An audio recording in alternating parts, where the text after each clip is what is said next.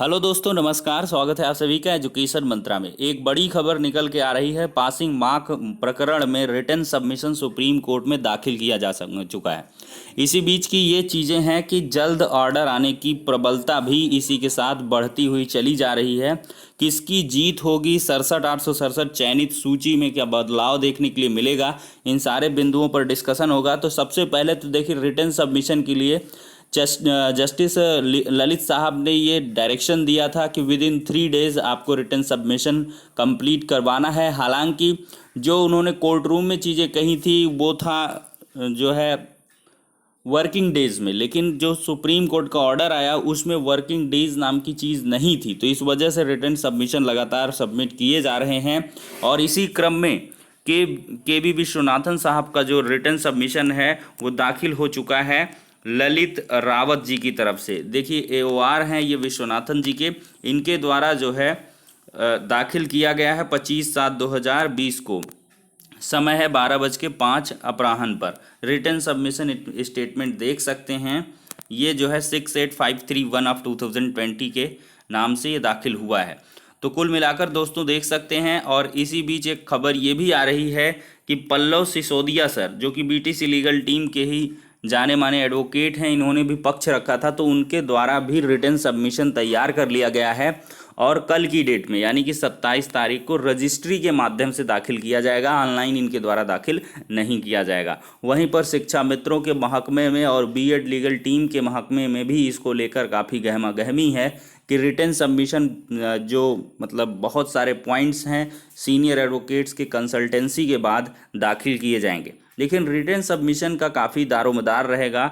Order reserve हो चुका है। तो इस बीच चूँकि किसी के कोई भी अगर आर्गूमेंट्स छूट गए हैं, कोई चीज़ वो क्लैरिफाइड नहीं कर पाए हैं, तो रिटन सबमिशन के माध्यम से वो दाखिल कर सकते हैं। और इसका प्रभाव आपने डिवीज़न बेंच में भी देखा था। और देखिए, स्टेट की तरफ से तो उम्मीद काफ़ी कम है कि रिटन सबमिशन दाखिल होगा। स्टेट के लिए काउंटर एफिडेविट और इसके बाद की गई बहस ही काफ़ी रहेगी, क्योंकि सारे पॉइंट्स जो भी हैं वो कवर कर लिए गए हैं ऐश्वर्या भाटी मैम के द्वारा। अगर इस प्रकार का कोई भी चीज़ या इन्फॉर्मेशन मिलती है कि सरकार की तरफ से भी दाखिल होगा तो उसकी सूचना आपको उपलब्ध करवाई जाएगी। लेकिन जहां हमने तक बताया कि रिटन सबमिशन गवर्नमेंट की तरफ से काफ़ी मुश्किल है और संभावना काफ़ी कम रहेगी। वहीं पर अगर देख लीजिए दोस्तों को किसकी होगी जीत, यानी कि 67,867 चयनित सूची में क्या बदलाव भी देखने के लिए मिलेगा, इस बिंदु पर हम चर्चा करते हैं।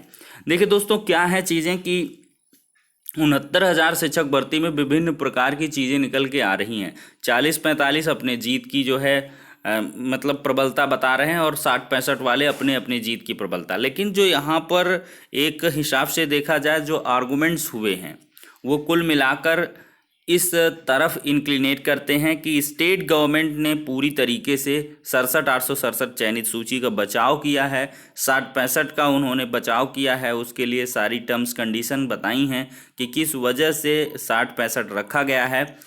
लेकिन यहाँ पर सबसे बड़ी बात जो एक निकल के आ रही है वो वीक इशू ये है, एक फीबल आर्गूमेंट ये कहा जा सकता है कि 40-45 पर सारे शिक्षा मित्र हो जाते। अगर हम क्वालिफाइंग मार्क्स को 60-65 पर ना रखे थे तो शिक्षा मित्र सबके सब हो जाते। तो कहीं ना कहीं ये अपरोक्ष रूप में ये होता है शिक्षा मित्रों का जो लगातार एडवोकेट्स का सबमिशन है कि जो रिटन एग्ज़ाम है वो कोई क्वालिफाइंग एग्ज़ाम नहीं है। मतलब कि ये कोई अहरकारी एग्ज़ाम नहीं, सिर्फ और सिर्फ जो है बायस्ड इन नेचर रहते हुए शिक्षा मित्रों को बाहर करने के लिए ये लगाया गया। और इसके बाद से इसमें जो है 60-65% क्वालिफाइंग मार्क्स भी लगा दिए गए।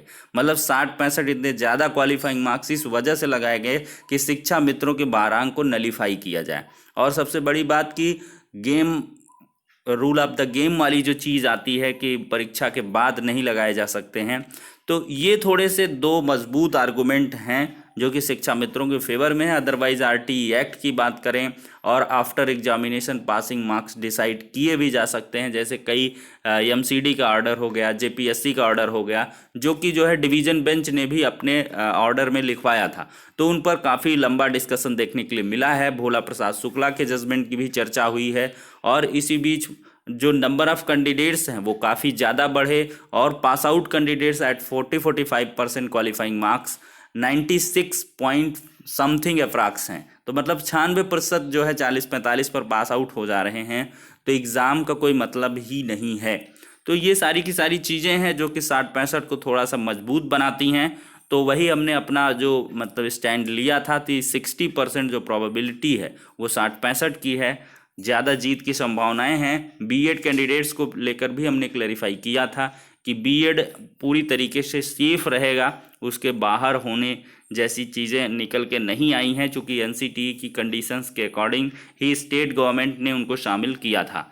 जहाँ तक सवाल है 67,867 चयनित सूची का, तो सुप्रीम कोर्ट के ऑर्डर से शायद ही कोई परिवर्तन ऐसा देखने के लिए मिले, क्योंकि स्टेट गवर्नमेंट की तरफ से ऐश्वर्या भाटी मैम ने क्लियर किया था कि सब कुछ कंडक्ट है, सिर्फ अपॉइंटमेंट लेटर देने बाकी थे, तो किसी भी प्रकार का कोई भी फेरबदल ना किया जाए। तो अब देखते हैं दोस्तों फाइनल जजमेंट क्या रहता है, वो तो ललित साहब भी बता सकते हैं, लेकिन शिक्षा मित्रों के लिए भी कुछ पॉइंट्स निकल के आ सकते हैं जजमेंट में, इसकी पूरी की पूरी उम्मीद है। नेक्स्ट रिक्रूटमेंट प्रोसेस की भी जो दरवाजे हैं वो खुल सकते हैं। 51,000 पोस्ट वैकेंट बताई गई और साथ ही साथ प्रतिबद्धता भी जताई गई कि हम अगली भर्ती देने के लिए प्रतिबद्ध हैं और साथ ही साथ शिक्षा मित्रों को मौका भी देंगे। तो क्या कुछ ऐसा भी निकल के आ सकता है कि जो नेक्स्ट रिक्रूटमेंट प्रोसेस हो उसमें भी शिक्षा मित्रों के वेटेज और जो रिलैक्सेशन है उसको जो है कंटिन्यू रखा जाए, ऐसी भी चीज़ें निकल के आ सकती हैं। भाई सुप्रीम कोर्ट में यूयू ललित साहब ने ही 3 साल पहले ये चीज़ें रखी थी। भारांक को लेकर काफ़ी देखिए डिस्कशन वहाँ पर देखने के लिए मिला था। भोला प्रसाद शुक्ला वाले जजमेंट में ये भी बताया गया कि अपेक्स कोर्ट ने कहा कि 4 वर्ष में 1% ही दिया जाना चाहिए, तो उस पर यह बिंदु निकल के आया कि वो मात्र एक एग्जाम्पल था, हमने ये नहीं कहा था कि 4 वर्ष में 1% ही दीजिए। तो कुल मिलाकर ये भी चीज़ें हैं दोस्तों। तो भारांक से बिल्कुल भी छेड़छाड़ नहीं होगी, छेड़छाड़ यानी कि भारांक को मिनिमाइज नहीं किया जाएगा, ऐसी पूरी पूरी उम्मीद है। चूँकि वो एक सेपरेट याचिका थी, भले उस पर बहस हुआ लेकिन उस पर ऑर्डर नहीं आएगा, सिर्फ और सिर्फ मॉडिफिकेशन और क्वालिफाइंग मार्क्स पर ऑर्डर देखने के लिए मिलेगा। जहाँ पर देखें अगर 37,339 सीटें रिजर्व या उनको जो है होल्ड रखने की बात थी, तो इस पर जो है सुनवाई हुई है, बहस हुई है और शिक्षा मित्रों को एज इफ जो है सपोर्टिव टू असिस्टेंट टीचर बताया गया है कि वो सपोर्टर के रूप में है। तो इस वजह से नहीं लगता है कि 37,000 सीटों को होल्ड करना जैसा कोई जजमेंट जो है फाइनली आ पाएगा। तो कुल मिलाकर जो भी जजमेंट होगा वो 69,000 पदों को भरने के लिए होगा। 22,000 सीटें जोड़ने का जो मामला है वो भी थोड़ा सा पेंडिंग है, उस पर भी निर्णय नहीं आएगा चूँकि उस पर बहस नहीं हुई। और जो ये एक्स सर्विसमैन के कोटे वाली बात थी उसका भी थोड़ा सा सबमिशन हुआ, लेकिन एट लास्ट जो है उसमें कोई जजमेंट आने की उम्मीद नहीं है। तो सिर्फ क्वालिफाइंग मार्क्स और इसके बाद 60-65 वर्सेस 40-45 पर आपको जजमेंट देखने के लिए मिलेगा। और ऑर्डर आने की जो पॉसिबिलिटी है हमने बता दिया कि 2 वीक्स ऑफ अगस्त ये पर्याप्त रहेंगे और सेकेंड वीक में आपको देखने के लिए मिल जाएगा आफ्टर 10 अगस्त। हमने पहले से ही बता दिया है कि 10 अगस्त के बाद काफ़ी उम्मीदें हैं कि ऑर्डर आपका आ जाएगा। तो फिलहाल के लिए दोस्तों ये कुछ अपडेट्स थी जो 69,000 शिक्षक भर्ती से संबंधित थी। और 4,000 एडेड जूनियर शिक्षक भर्ती के बारे में बहुत सारे लोग सवाल कर रहे हैं कि क्या उसमें यानी कि अपर टेट रहेगा, तो उसके लिए बताना चाहेंगे शॉर्ट वे में यहीं बता दें कि उसमें देखिए सुपर टेट की तरीके ही रहेगा। वो एग्ज़ाम 150 क्वेश्चंस का होगा और उसमें जूनियर का टेट लगेगा और जूनियर टेट की पॉसिबिलिटी कम लग रही है कोरोना काल में फिर से, यानी कि यूपी टेट का नोटिफिकेशन अब तक आ जाना चाहिए था, अगस्त सेकेंड वीक तक में आ जाता था, अगस्त के फर्स्ट वीक सेकेंड वीक में, लेकिन वो लगता है कि सितंबर तक आ पाएगा।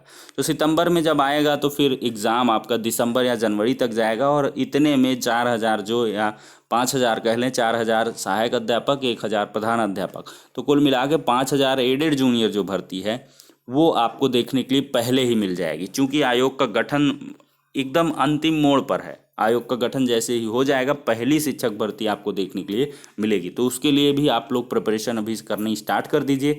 ऑर्डर रिजर्व है, जैसे ही पब्लिश होगा 69,000 शिक्षक भर्ती की नियुक्ति प्रक्रिया वो जल्द से जल्द समाप्त भी होगी, क्योंकि स्टेट गवर्नमेंट पूरी तरीके से प्रतिबद्ध ही है कि कोई ऐसा ऑर्डर आए जिसके अकॉर्डिंग हम 69,000 शिक्षक भर्ती को जल्द से जल्द कंप्लीट कर सकें। चूँकि बहुत सारे ऐसे विवाद हैं जिनसे अड़ंगा लग सकता है। तो अगर एक बार अपॉइंटमेंट लेटर मिल गए तो फिर स्थितियां थोड़ी सी दूसरी बन जाया करती हैं। तो इस वजह से जल्द इस प्रोसेस को कंप्लीट भी किया जाएगा, जिससे कि कोई और भी आगामी समय में हिंड्रेंस क्रिएट ना हो। तो ये थी कुछ बातें जो 69,000 से संबंधित थी। अब नेक्स्ट वीडियो में मिलते हैं, तब तक के लिए शुक्रिया, धन्यवाद।